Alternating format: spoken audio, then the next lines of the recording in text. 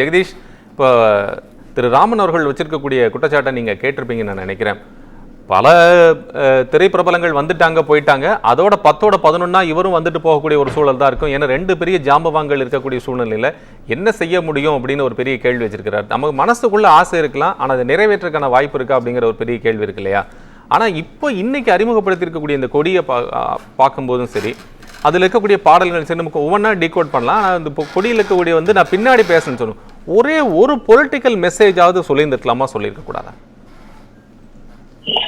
இல்லங்க, நீங்க political message சொல்லாமலேயே நீங்க எவ்வளவு டீகோடிங் நடந்துகிட்டு இருக்கு அப்படிங்கறத நம்ம பார்க்க முடிகிறது. இன்னொன்னு, நீங்க ஆரம்பத்துல சொன்னதை நான் கேட்டேன். நீங்க ஓபன் பண்ணும்போது என்ன சொன்னீங்கன்னா, நேரடியாக முதலமைச்சர் சீட்டுக்கு தான் வருவார்களா, 15 வருடம் உழைக்க மாட்டார்களா? நான் சொல்றேன், 15 வருடம் ஏன் உழைக்க வேண்டும்? நீங்க மக்களுக்காக முழு நேரமாக தன்னுடைய தொழிலை விட்டுவிட்டு அரசியல் ஒரு மாற்று தொழிலோ, அரசியல் எனக்கு ஒரு பொழுதுபோக்கோ அல்ல அப்படின்னு இல்லாம 2 வருடம் உழைக்கத்தானே ஒருத்தர் வருகிறார். அவரை நான் முழுசா மக்களுக்காக வர்றேன், என்னுடைய எவ்வளவு பெரிய வியாபாரம் இருந்தாலும் அதெல்லாம் விட்டுட்டு வரேன்னு சொல்லிட்டு வரதான் செய்யறார். அவர் உழைக்க தயாராகி தான் வர்றாரு. அவர் சும்மா ஏதோ நான் ஏப்ரல் மாசம் எலெக்ஷன் நடக்குது, ஜனவரி மாசம் கட்சிகளை குதிக்கல, தேர்தலில் குதிக்கலங்கிறத குதிக்கல, மக்களுக்காக பணி செய்ய போகிறார். எங்களுடைய கட்டமைப்பு பலமாக இருக்கின்றது. கட்டமைப்பின் மூலியமாக ஒவ்வொரு மாவட்டத்திலும் இருக்கும் எங்களுடைய தோழர்கள் பலமாக வேலை செய்ய போகிறார்கள், மக்கள் பணியை செய்ய போகிறார்கள். நீங்கள் போராட்ட அரசியல், கள அரசியல் எல்லாமே நடக்க போகிறது. அதெல்லாம் நடந்து அதை நாங்களே தொடர்ச்சியாக சொல்லிட்டு வரதான். அதெல்லாம் நடக்கும் பொழுதுதான் நாங்கள் முன்வைக்கின்ற முதன்மை சக்தியாக நாங்கள் உருவாவோம் அப்படிங்கிறத நம்ம சொல்லிட்டே வர்றோம். அதனால எந்த குழப்பம். இன்னொன்னு, திரைத்துறையிலிருந்து வரவங்களா சாதிச்சிட்டாங்களா? இல்ல, எல்லோரும் சாதிக்கவில்லை. ஏன் சாதிக்கவில்லை என்றால், எல்லோரும் எங்கள் தலைவர் அல்ல. இன்னும் சொல்ல போனா எல்லோரும் இல்ல எம்ஜிஆர் ஆக இல்ல. இன்னும் சொல்ல போனா எல்லோரும் விஜயகாந்தாக மாற முடியவில்லை. ஏனென்றால் இவர்கள் 3 பேருக்கும் இருக்கும் ஒற்றுமை என்பது அந்த கட்டமைப்பு பலம், அந்த ஊடக பலம். அன்னைக்கு எம்ஜிஆர் அவர்களுக்கு நீங்க இன்னைக்கு பெருசா டிவி சேனல் மாதிரி இல்லாட்டியும் அந்த ஊடக பலம் இருந்தது, திரைத்துறையில பலம் இருந்தது. அதே மாதிரி அதை சரியாக இவர்கள் பயன்படுத்தி கொண்டார்கள். நீங்கள் அந்த இன்னைக்கு ஒரு தலைவருக்கு நீங்கள் கடைசி நிலையான பஞ்சாயத்து வரைக்கும் ஒரு கட்டமைப்பு சாத்தியப்பட்டிருக்கிறது. எங்களுக்கு சாத்தியப்பட்டது எப்படி? விஜய் மக்கள் இயக்கத்தில் இருக்கும் பொழுதே லட்சக்கணக்கான நிர்வாகிகளை கொண்ட இயக்கமாக இந்த இயக்கம் செயல்பட்டுக் கொண்டிருக்கிறது. அந்த இயக்கத்தோட நிர்வாகிகள் அப்படியே வெற்றி கழகமா வருகிறார்கள். எப்படி விஜயகாந்த் அவருடைய கட்சியில் மன்றத்தில் இருப்பவர்களாம் கட்சிக்குள் வந்தார்களோ, அதே மாதிரி இன்னைக்கு எல்லோரும் உள்ள வந்துட்டு இருக்காங்க. எல்லாரையும் அப்சர்வ் பண்ணிட்டு அவங்களுக்கு மாவட்ட பொறுப்பு, நகர பொறுப்பு, கிளை பொறுப்பு எல்லாம் கொடுத்துட்டு இருக்கோம். அப்படி கொடுக்கும் பொழுது இயல்பாகவே அது இருக்கத்தானே செய்யும். அப்ப அந்த கட்டமைப்பு பலம் இருக்கிறது, ஊடக பலம் இருக்கிறது. இன்னைக்கு அவரை கவர்ந்து இழுக்கக்கூடிய ஒரு தலைவராக இன்னைக்கு இருக்கிறார். சில முக்கியமான நிலைப்பாடுகள், சிஏ போன்ற நிலைப்பாடோ, நீட் போன்ற நிலைப்பாடோ, மக்களின் இந்த தமிழக மக்களின் மண் சார்ந்த அரசியலை பேசும் ஒரு தலைவராக இன்று வருகிறார். தமிழக மக்களின் உரிமைகளுக்காக போராடக்கூடிய கட்சியாக தமிழக வெற்றி கழகம் இருக்கும் என்பதை பதிவு செய்திருக்கிறோம். அதை நாங்கள் செயல்பாட்டுக்கு கொண்டு வர்றோம். சமூக நீதி அரசியல்ங்கிறது சும்மா ஏதோ பேசாம உண்மையிலேயே பெண்களுக்கான அதிகாரத்துவம் கொடுக்கணும் அப்படிங்கிறதுக்காக நீங்க இன்னைக்கு பார்க்கலாம், இந்த கூட்டத்திலேயே எத்தனை பெண்கள் வந்திருந்தார்கள் பார்க்கலாம். நீங்க அந்த முதல் வரிசையில் ஒரு பெண் ஏன் உட்கார்ந்து இருக்கிறார்? உண்மையான சமூக நீதி அரசியல் என்பது அதுதான். நீ சும்மா அடையாளத்துக்கு சொல்லிட்டு போறது கிடையாது. மேடையில சமூக நீதி, பெண்களுக்கான அதிகாரத்துவம், ஆனா அவங்கள வாக்கு வங்கியா தான் வச்சிருப்பேன் அப்படிங்கிறது இல்லாம உண்மையிலேயே பெண்களுக்கான அதிகாரத்தை கொடுக்கணும்னு நினைக்கிறார். அப்படியெல்லாம் நடக்கும் பொழுது, மக்களுக்காக வேலை செய்யும் பொழுது, எங்களுடைய தீவிரமான கொள்கைகள் என்ன, எங்களுடைய தீவிரமான நிலைப்பாடுகள் என்ன என்பதை சொல்லும் பொழுதுதான் நிச்சயமாக இது எங்களுக்கு சாத்தியப்படும் என்று நாங்கள் நம்புகிறோம். இன்னைக்கு நடந்துகிட்டு இருக்கிறது மக்களாட்சிங்கிற பேர்ல ஒரு மன்னராட்சி தான் கிட்டத்தட்ட நடக்குது. அந்த மன்னராட்சியை தூக்கி எறியும் ஒரு சாமானியனாக ஒருவர் வருவார். அவர் ஒரு யானை மீது ஏறி இந்த போர் தொடுத்து, இந்த போர்க்களத்தில், இந்த அரசியல் போர்க்களத்தில் அவர் வெற்றி வாகை சூடுவார் அப்படிங்கறதா அந்த கட்சியோட பாடல் டீகோடிங் நீங்க பார்க்கலாம்.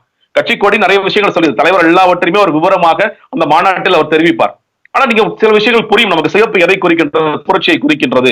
இந்த யானை எதை குறிக்கின்றது? ஒரு போர்க்களத்தில் போரிடும் யானையாக இருக்கின்றது. யானை என்பது நீங்க ரொம்ப ஒரு இன்னும் சொல்ல ரொம்ப பழைய காலத்துக்கு போனீங்கன்னா, அம்பேத்கர் அவர்கள் இந்த கான்ஸ்டிடியூண்ட் அசம்பிளியோட சிம்பிளாக யானை இருந்தது, யானை லோகோ இருந்துச்சு. அம்பேத்கர் அவர்கள் இன்னைக்கு இந்திய குடியரசு கட்சியாக இருந்து முன்னாடி ஸ்கெடியூல்டு காஸ்ட் கான்ஃபெடரேஷனாக இருந்த பட்டியல் இன மக்களுக்கான கூட்டமைப்பின் ஒரு சிம்பிளாக, ஒரு லோகோவாக அன்னைக்கு யானை இருந்தது. ஒரு யானை என்பது வலிமையை குறிக்கும், செழுமையை குறிக்கும், ஒரு ஞானத்தை குறிக்கும். அந்த மாதிரியான ஒரு சிம்பிளாக வருகிறது. இந்த வாகை என்பது வெற்றி வாகை சூட போகின்றவற்றை குறிக்கிறது. அப்ப இந்த மாதிரி விஷயங்கள் எல்லாம் மிக தெள்ள தெளிவாக ரொம்ப கிளீனான பிளானிங்கோட நாங்க பண்ணிட்டு இருக்கோம். அப்படி இந்த ஒரு கொடிக்காக நாங்கள் இவ்வளவு மெனக்கெடுபவர்கள், ஒரு மக்களுக்கான கட்சிக்காக நாங்கள் எவ்வளவு மெனக்கெடுவோம், மக்களுக்காக எவ்வளவு பேர் காத்து கொண்டிருக்கிறார்கள் அப்படிங்கிறத நீங்க தொடர்ச்சியா பார்த்துட்டு இருப்பீங்க.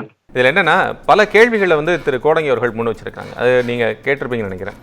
எல்லாத்தையும் சேர்த்து அரவணைத்து கொண்டு போறதுங்கிறதுல மாற்று கருத்து இல்லை. ஆனா எல்லாத்தையும் சேர்த்து ஒரு கட்சியா நடத்த முடியுமா? இல்லங்க, எல்லோரையும் உள்ளடக்கிய ஒரு இன்க்ளூசிவ் பாலிடிக்ஸ் பண்ணுங்கன்னு தான் நம்ம சொல்றோம். நீங்க உண்மையான சமூக நீதி என்னங்கிறது என்னங்க? நீங்க உண்மையான சமூக நீதிங்கிற சும்மா அடையாளத்துக்கு பேசிட்டு அந்த சமூக நீதியை பின்பற்றாமல் இருப்பதா? இல்லையே. சமூக நீதி என்பது அனைவருக்கும் நீங்க அதிகாரம் படுத்தணும்னு நினைக்கிறீங்க, எல்லா சமூகத்தினரையும் எல்லா பாலினத்தவருக்கும் ஈக்குவலா ரைட்ஸ் கொடுக்கணும்னு சொல்றீங்க. இப்ப திராவிட மாடல்னு முதலமைச்சர் அவர்கள் பேசும்பொழுது என்ன பேசுறாங்க, நீங்க வந்து எல்லோரையும் உள்ளடக்கியதான், எல்லோருக்கும் சமவாய்ப்பு, எல்லாருக்கும் சமத்துவம், எல்லோருக்கும் சமூக நீதி உண்மையிலே கிடைக்கிறதா? இல்லையே, கிடைக்கல. இல்ல ஒண்ணு இல்லைங்க. இப்போ திமுகவுடைய மேடைகளை நீங்க பார்க்கிறீங்க, திமுக மேடைகள்ல நீங்க பெண்களுக்கான அதிகாரம் சொல்றது, நான் வந்து அவங்களை வாக்கு வங்கி அரசியலா நல்லா பாக்குறாங்க. அவர்களை அதிகாரப்படுத்துவதற்கு மேடையில் யார் இருக்கிறார்? யாராவது இருக்காங்களா? சுப்லட்சுமி நம்ம இருந்தாங்க, அதுக்கப்புறம் யாருமே இல்லையே. அவங்க போன பிறகு பெண்கள் யாருமே மேடை ஏறவே இல்லையே. எல்லா கட்சி மேடைகளையும் பாருங்க, பெண்களுக்கு உண்மையிலே அதிகாரம் கொடுக்கப்படுகிறதா? இல்லையே. இன்னைக்கு நீங்க பார்க்கலாம், எங்களுடைய கட்சி இந்த கூட்டத்திற்கு எத்தனை பெண்கள் வந்தார்கள் என்று பார்க்கலாம், முதல் வரிசையில் ஏன் ஒரு பெண்மணி இருக்கிறார் பார்க்கலாம், அவருக்கு வழங்கப்பட்டுள்ள பொறுப்பு என்னங்கிறத பார்க்கலாம். நாங்க ரீஜனல் லெவல்ல எந்த மாதிரி சமூக நீதியை பின்பற்றுறோம், நீங்க வந்து மத அடிப்படையில் சமூக அடிப்படையில் எந்த மாதிரியான சமூக நீதியை பின்பற்றுறோம் என்பதை நீங்கள் வார்த்தைகளாக அல்லாமல், நீங்க அடையாளங்களாக அல்லாமல் செயல்பாடுகளில் நாங்கள் கொண்டு வந்திருக்கிறோம் சொல்லி சொல்றோம். நாங்க செயல்பாட்டில் தானே காட்டுறோம், நாங்க சும்மா வார்த்தையில மட்டும் காட்டலையே. அதுதான் இன்னொன்னு, இந்த பகுஜன் சமாஜ் கட்சி அவங்க வந்து ஒரு சொல்லிருக்காங்க, இது ஒரு தேசிய கட்சி, இது மாநில கட்சி இல்லாம தேசிய கட்சி, அவர்களுடைய நிலைப்பாடு இதுவாகத்தான் இருக்க போகிறதாங்கிறத நம்ம முதல்ல பார்க்கணும். ஏன்னா இது வந்து ஒரு தேசிய கட்சியோட சின்னம் எல்லா இடத்துலயும் பயன்படுத்திட்டு இருக்காங்க, அவரோட நிலைப்பாடு அதுவாக இருக்க போகிறத பார்க்கலாம். இன்னொன்னு, மதிமுக ஆரம்பிக்கும் போது இதே மாதிரி ஒரு பிரச்சனை வந்தது. மதிமுக ஆரம்பிக்கும் பொழுது, ஏன்னா அதே மாதிரி கொடி கலர் இருக்குன்னு சொல்லிட்டு ஒரு இஷ்யூஸ் வந்தது. ஆனா கோர்ட் அதுக்கு பிறகு அதை லீகல் டெஸ்ட் எல்லாம் போய் அதை எலெக்ஷன் கமிஷன் ஒத்துக்கிட்டாங்க. இந்த மாதிரி லீகல் டெஸ்ட்ஸ் எல்லாம் வரத்தான் செய்யும், இந்த எல்லா விதமான லீகல் டெஸ்ட்ஸும் வரும். நாங்க எங்களுக்கான நியாயங்களை எடுத்து சொல்வோம், அவர்களுக்கான நியாயங்களை அவர்கள் எடுத்து சொல்வார்கள். முதல்ல இது ஒரு அவசரத்தில் ஒரு மாநில தலைமை, இங்க இருக்கிற மாநில தலைமை ஒரு அவசர தலைமை, ஓகே நம்மள மாதிரி இருக்கு அப்படின்னு நினைச்சிட்டு அவங்க பண்றாங்க. தேசிய தலைமைக்கு முதல்ல ஒப்புதல் இருக்காது நமக்கு தெரியாது. இப்ப மாயாவதியோ இல்ல மற்றவர்களோ இதே கருத்தில் உடன்படுகிறார்களா? அவர்களும் ஆமா இது வந்து நம்ம பண்ணக்கூடாது, நம்ம வந்து நீங்க எலெக்ஷன் கமிஷன் போங்கன்னு சொல்றாங்களா, இல்ல அவங்க ஒரு நம்மள்ட்ட கேட்க போறாங்களா? தெரியாது நமக்கு. ஒரு அவசரமான செய்தி வருகிறது, அவர் பார்த்தோன்னா அவர் ரியாக்ட் பண்ணணும்னு நினைக்கிறார், ரியாக்ட் பண்றாரு, அது ஒரு பெரிய செய்தியாக இங்க மாற்றப்படுகிறது, அவ்வளவுதான். நமக்கு போகும்போதுதான் தெரியும் இது உண்மையிலே அவங்களுக்கு அந்த எண்ணம் இருக்கிறதா, அந்த தேசிய கட்சிக்கும் அந்த எண்ணம் இருக்கிறது. மீறி எலெக்ஷன் கமிஷனுக்கோ இல்ல வந்து ஒரு லீகலா போனுச்சுன்னா அதற்கு நாங்கள் எங்களுக்கு உண்டான நியாயங்களை நாங்கள் எடுத்து சொல்லுவோம். அது ஒரு அந்த மாதிரி எவ்வளவு விஷயங்கள் வரதாங்க செய்யும். அரசியல் வந்த பிறகு எல்லாவற்றிலும் ஒரு கேள்வி வரதான் செய்யும். இது அதே மாதிரி இருக்கு, அது இதே மாதிரி இருக்கு, இந்த மாதிரியான கேள்விகள், இந்த மாதிரியான பிரச்சனைகளும் வரத்தான் செய்யும். எல்லாவற்றையும் சந்திக்க நாங்கள் காத்துக் கொண்டிருக்கிறோம். நீ எங்க இருக்கணும் திரு கோடங்கி அவர்களுக்கு நடுவில் டிஸ்டர்ப் பண்ணாரு. நான் மீண்டும் உங்ககிட்ட வரேன். தவறான பாயிண்ட்டை நீங்க சொல்றீங்கன்னு சொல்லி அவர் சொன்னேன். ஆனால் நான் என்ன கேட்க விரும்புகிறேன் அப்படின்னா, இதுல இப்போ ஆளக்கூடிய மன்னரை நோக்கி நாங்கள் கேள்வியை எழுப்புகிறோம் ஒன்று. ரெண்டாவது வந்து இதுல கலர்ஸ், மல்டிபிள் கலர்ஸ் இது யூஸ் பண்ணியிருக்கிறது, பிளஸ் சிம்பாலிக்கா நீங்க சொல்ல வர்றது, இது எல்லாமே என்னன்னா ஏற்கனவே இங்க நிறைய சொல்லப்பட்ட விஷயங்கள் தானே இதுல இருக்கு. புதுசா என்ன சொல்ல வரோம் அப்படிங்கிற ஒரு கேள்வி எழுதா இல்லையா? இல்லங்க, அதாவது நீங்க ஒவ்வொரு கட்சிக்கும் ஒரு கொடி இருக்கிறது. இப்ப கருப்பு சிவப்பு நம்ம பார்க்கிறோம், சில வெள்ளை சிலது சேர்த்து பார்க்கிறோம். இந்த மாதிரியான நீங்க எந்த கலர்ல இந்த புதுசா போடுங்கன்னா அரசியல் ரீதியாக மஞ்சளுக்கு ஒரு அர்த்தம் இருக்கிறது, சிவப்புக்கு ஒரு அர்த்தம் இருக்கிறது, காவிக்கு ஒரு அர்த்தம் இருக்கிறது, பச்சைக்கு ஒரு அர்த்தம் இருக்கிறது, எல்லாவற்றுக்குமே அர்த்தம் இருக்கிறது.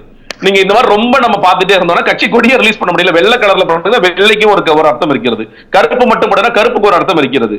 நீங்க என்ன பண்ணணும்னு நினைக்கிறீங்களா? கட்சி கொடியில எதுவுமே கலரே வராம ஒண்ணு போடுங்கன்னா எப்படி போட முடியும்? எல்லாவற்றிற்கும் நம்ம வந்து ஓகே இந்த கொள்கைகளை இவர்கள் எதை முன் வச்சு வர்றாங்க, ஓகே இது சரியான கொள்கையாக இருக்கிறதா, அதை நீங்கள் பாருங்கள். இவர்கள் பயணிக்கின்ற பாதை சரியாக இருக்கிறதா? அவங்க முதல் அறிக்கையில் சொல்லி இருந்தார்களே அந்த பாதையில் பயணிக்கிறார்களா? தமிழக மக்களின் உரிமைகளை பேசக்கூடிய விஷயங்களாக இதில் தென்படும் விஷயங்கள் இருக்கிறதா? அதை தான் நம்ம பார்க்கணுமே தவிர, சார் அவர் மஞ்சள் யூஸ் பண்ணிட்டார் சார், இவர் சிவப்பு யூஸ் பண்ணிட்டார் சார், இவர் பிங்க் யூஸ் பண்ணிட்டார் சார், இவர் பச்சை யூஸ் பண்ணிட்டார் அப்படிங்கிறது எப்படி? இதற்கு என்ன பதில் சொல்ல முடியும்? யாருமே கட்சி கொடியை எதுவுமே போடவே முடியாது, யாருமே வந்து ஒரு பூக்களை போட முடியாது, ஒரு மிருகங்களை பயன்படுத்த அப்படிதான் ஆயிடும். சரி, ஓகே. நான் திருக்கோடங்கி இல்ல அவர் என்ன சொல்ல வந்தாருன்னா அது சின்ன மாற்றம் என்ன சொல்றேன்னா, அவர் வந்து ஏதோ அவசர கோலத்துல வந்து பகுஜன் சமாஜ் கட்சி மாநில தலைமை சொல்லிருச்சுன்னாரு. அவர் கொஞ்சம் நல்லா விசாரிச்சுக்க சொல்லுங்க. மத்திய தலைமை சொன்னதன் பேரில், அந்த அறிவுறுத்தலின் பேர்ல தான் மத்திய தலைமைன்றது மாயாவதி தான். அதை சொன்னதன் அடிப்படையில தான் நாங்க இந்த புகாரையே சொல்லியிருக்கோம்னு ஆனந்தன் அவர்கள் சொல்லியிருக்காரு. அதை வந்து ஜெகதீஷன் அவர் அதை திருத்திக்கிட்டாருன்னா சரி. மிக முக்கியமான கேள்வி திரு ஜெகதீஷ், இப்ப என்னன்னா கொள்கைக்கான நிலைப்பாடு இஷ்யூஸ் பேஸ்ட் இருக்கக்கூடிய வாய்ஸ் அவுட்ங்கிறது ரொம்ப முக்கியம். இப்போ ஒரு இங்க தமிழ்நாட்டில் கூட 10.5% நிலைப்பாடு, அந்த பிரச்சனை குறித்து திரு விஜய் அவர்களுடைய நிலைப்பாடு என்ன, இங்க இருக்கக்கூடிய மக்கள் சந்திக்கக்கூடிய பல்வேறு பிரச்சனைகள் குறித்து இருக்கக்கூடிய நிலைப்பாடு என்ன, அவங்களுடைய கொள்கை என்ன அப்படிங்கறத அறிவிக்கிறேன்னு சொல்லியிருக்காரு. ஆனா எங்க பாயிண்ட் அவுட் பண்ணியிருக்கிறா அப்படிங்கிற ஒரு கேள்வியை, மிக முக்கிய கேள்வியை முன்வைக்கிறாங்க. நீங்க சொல்ல வந்த பாயிண்ட் சொல்லலாம். நிச்சயமாக அதுல அவங்க சொல்லும் போது சொன்னாங்க, பழம் நிலவி பாடல் விழுந்தது கலைஞர் சொன்னது 2016, விஜயகாந்த் அவர்கள் 2011 தான் எதிர்கட்சி தலைவராக ஆனார். 2016 அதற்கு பிறகு ஒரு மக்கள் நல கூட்டணிக்கு போயிட்டார். சும்மா திருத்தத்துக்காக சொன்னேன். நீங்க வந்து எங்களுடைய நீங்க சொன்னீங்க ஒவ்வொரு விஷயத்திலும் உங்க நிலைப்பாடு என்ன. நீங்க இந்த கட்சி துவக்கப்பட்டதிலிருந்து எங்களுடைய பொதுச் செயலாளர் அவர்கள் சொல்லும் பொழுது எங்களோட செய்தி தொடர்பாளர்கள் எல்லா பிரச்சனைகளும் நிலைப்பாடுகள் சொல்வார்கள். அது சொல்வார்களுக்கு அர்த்தம் என்னன்னு கேட்டீங்கன்னா, நாங்க தலைவர் பொதுச் செயலாளர் அவர்களுடைய அறிவுறுத்தலின்படி ஒவ்வொரு பிரச்சனைக்கும் நிலைப்பாடு என்னங்கிறத நாங்க ஊடகங்கள் அவ்வளவு பேசுற சமூக ஊடகங்கள்ல பேசிக்கொண்டுதான் இருந்தோம். நீங்க மறுபடியும் தலைவர் சொல்வதுதான் இந்த எல்லாருக்கும் அது ஒரு இயல்பான ஒன்றுதான். தலைவர் சொல்வதுதான் ஒவ்வொரு கட்சிக்கும் வந்து சரியான ஒரு நிலைப்பாடாக இருக்கும். நீங்க செய்தி தொடர்பாளர்கள் என்னதான் சொன்னீங்கனாலும் அது சரியில்லை அப்படி சொல்லும் பொழுதுதான் நாங்க என்ன சொன்னோம்னா, எங்களுக்கான கட்டமைப்பை நாங்கள் முடித்து விட்டோம். அடுத்ததாக மாநாடுங்கிற மக்கள் சந்திப்பு நடக்கப் போகின்றது. அதற்கு பிறகு நீங்க நிர்வாகிகள் பட்டியலாம் அறிவிக்கப் போகிறார்கள். எங்களுக்கான ஊடகத்திற்கான ஒரு அணி என்று ஒன்று செயல்பட போகிறது. அந்த அணிக்கு வந்து ஒரு செய்தி தொடர்பாளர்கள் நிறைய பேர் இருக்க போகிறார்கள். அதுல தலைமை செய்தி தொடர்பாளர் யாராவது இருப்பாங்க. அவங்க எல்லாரும் சேர்ந்து தினம் நீங்கள் எதிர்பார்க்கிற மாதிரி ஒரு ப்ராப்பரான ஒரு பொலிட்டிக்கல் பார்ட்டில நீங்க என்ன எதிர்பார்ப்பீங்களோ அது எல்லாமே நடக்கும். நாங்க எதையுமே சொல்லாம நாங்க நேரடியா தேர்தல் அரசியலுக்கு வருகிறோம் என்று சொல்லவில்லை. நாங்க முன்னாடி சொன்னது அதேதான். நாங்க ஒவ்வொரு ஸ்டெப்பா ஒவ்வொரு படியா எடுத்து வச்சுட்டு போறோம். நீங்க என்ன சொல்றீங்க, முதல் படியில இருந்து 10வது படிக்கு உடனே தாவுங்கன்னு சொல்றீங்க. நாங்கள் தாவ விரும்பல. நாங்கள் முதல் படி 2வது படி 3வது படின்னு நாங்கள் பொறுமையா நாங்க நடந்து வர்றோம் அப்படி சொல்றோம். இந்த பொறுமை என்பது இந்த காலகட்டம் என்பதும் இந்த தேர்தல் ஆணையத்தால் பதிவு இந்த கட்டமைப்பு இதெல்லாம் தெளிவாக முடித்து விட்டு நாம் களத்தில் இறங்கிய பிறகு நாம் வேகம் எடுக்க வேண்டும் அப்படிங்கறதுக்காக மட்டும்தான். நாளைக்கு ஒரு மாநிலம் தழுவிய ஒரு போராட்டம் ஆர்ப்பாட்டம் கள அரசியல் வரும் பொழுது நாம் அனைவரும் தயாராக இருக்க வேண்டும். அதற்கு அரசியல் புரிதலுடன் கூடிய ஒரு தன்மையுடன் இவர்கள் போராட வேண்டும். ஒவ்வொரு மாவட்ட கட்டமைப்பில் இருப்பவர்கள், மாநில கட்டமைப்பு அவர்களும் சரி தெரிய வேண்டும் அப்படிங்கிற அந்த ஒரு காலகட்டம் தான் இது. அதுதான் நாங்கள் எடுத்துக்கொண்டோம். நீங்கள் எதிர்பார்க்கின்ற எல்லாமே நடக்கும். நீங்க அந்த மாநாட்டிற்கு பிறகு இந்த மக்கள் சந்திப்பிற்கு பிறகு எல்லாமே நடக்கும். ஒவ்வொரு விஷயத்திற்கும் நீங்க கேட்கல 10.5க்கு உங்களோட நிலைப்பாடு என்ன, நீங்க வந்து ஜாதிவாரி கணக்கெடுப்பு ஆதரிக்கிறீங்களா இல்லையா, நீங்க ஒவ்வொரு பிரச்சனையும் நிலைப்பாடு என்னங்கிறது எல்லாமே நாங்க ஏற்கனவே சொல்லிட்டு தான் இருந்தோம். அதான் முன்னாடி நாங்க சொல்லிட்டு தான் இருந்தோம். தலைவர் அவருடைய கைப்பட இல்ல வந்து பொதுச் செயலாளர் கைப்பட கட்சியின் கருத்தாக கட்சி என்ன நினைக்கிறது என்பதை நீங்கள் எதிர்பார்க்கின்ற வடிவத்தில் எதிர்பார்க்கின்றது நிச்சயம்